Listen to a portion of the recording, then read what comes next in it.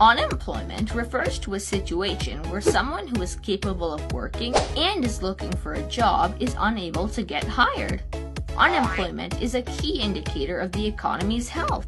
It is often expressed as unemployment rate, which is the percentage of unemployed people as a proportion of the overall workforce.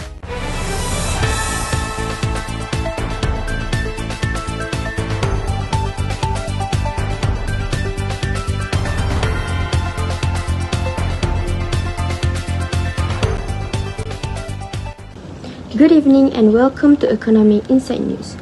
Today we will discuss a major economic issue currently affecting Indonesia, which is unemployment. According to the International Monetary Fund, Indonesia's unemployment rate reached 5% in 2025. This figure increased from 4.9% in 2024 and is expected to rise further in 2026. This trend indicates that job creation has not kept pace with the rapid growth of the workforce. Indonesia continues to experience strong labor force growth, with millions of new workers entering the labor market each year. However, many of them struggle to secure.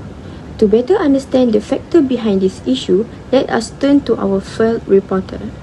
Badan Pusat Statistik mencatat jumlah pengangguran di Indonesia pada Februari 2025 menjadi 7,28 juta orang, meningkat dibandingkan jumlah pengangguran pada Februari 2024 yang tercatat sebanyak 7,2 juta orang.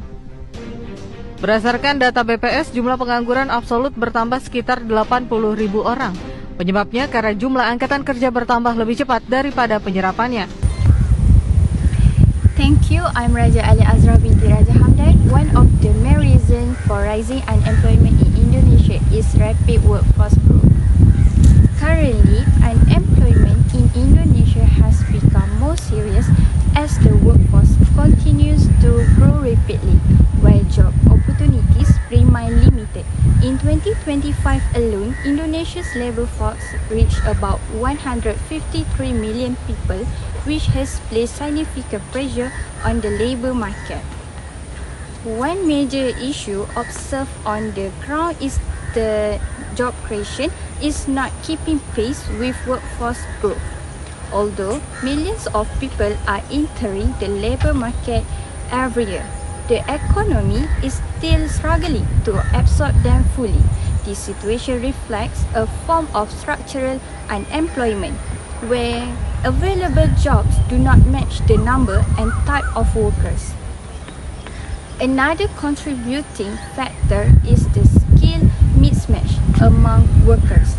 A large portion of the workforce, especially informal workers, have low education levels and limited skills. As a result, many workers are unable to meet current industry demand, making it difficult for them to secure stable employment. Layoff and automation have reduced labor demand, especially in labor-intensive sections. At the same time, regional and gender inequality limit job opportunities, particularly for young people facing strong competition and limited experience. Overall, this factor continue to place significant pressure on Indonesia's labor market. Back to the studio.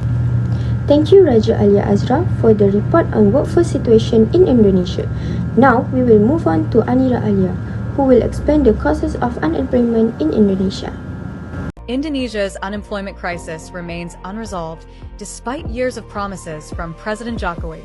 With a 5.6% national unemployment rate and a shocking 18% among youth, Indonesia is lagging behind its Southeast Asian neighbors, where the average rate is just 3%. Why the struggle?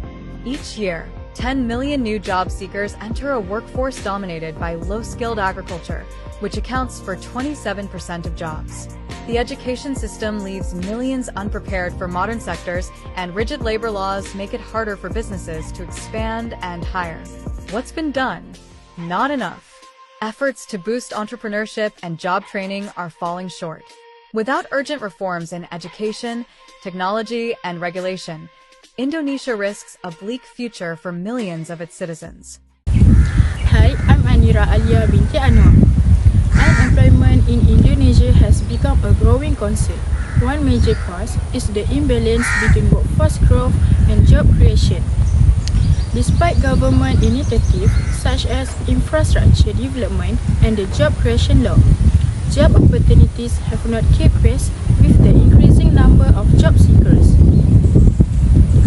The global economic slowdown has also impacted employment, with many companies, particularly in the textile sector, conducting mass layoffs due to rising production costs and weakened demand.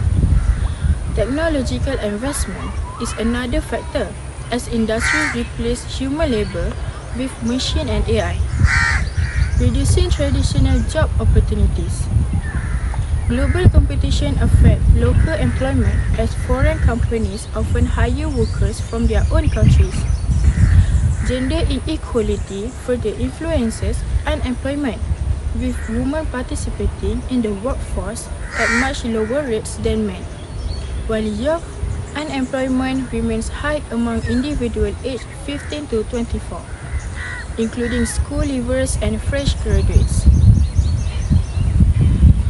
Indonesia's economic growth for 2025 until 2026 is projected at 4.7% below targets, pushing unemployment to 7.38 million. Finally, the US and China trade war has reduced job opportunity in the export sector. That concludes the reports on the causes of unemployment in Indonesia. Back to the studio. Thank you, Anira Alia, for the explanation on the causes of unemployment in Indonesia. Next, we will have Aina Sofia, who will present the solution to unemployment that happened in Indonesia. In the post-war world, after World War II, every country in the West has had a full employment policy, which means not that we've had full employment. On the contrary, as you know, we've been having increasing unemployment in recent years. But that every time, for quite a period, there was a threat of unemployment, or unemployment started to rise. There was a strong tendency by government to say, we've got to do something about this. We have to print more money. We have to spend more money. We have to stimulate the economy.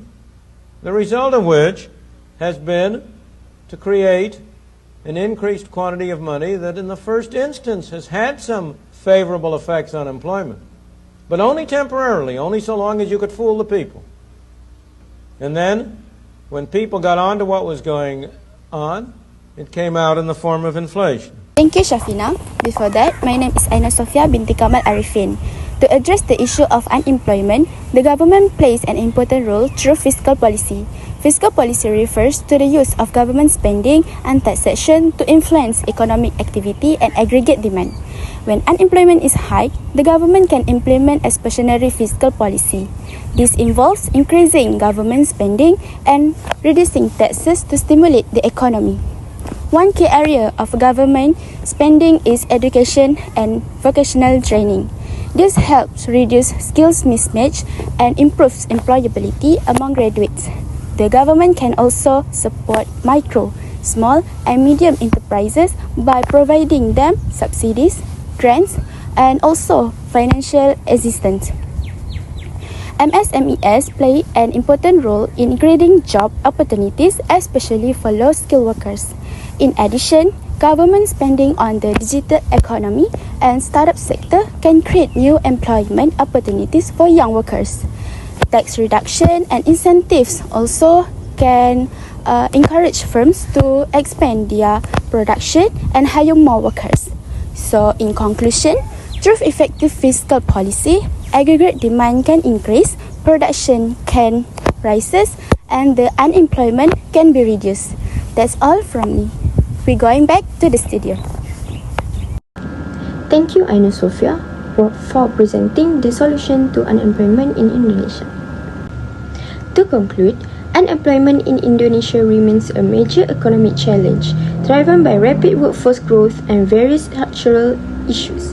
However, with effective government intervention through fiscal policy, this issue can be addressed and job opportunity can be expanded.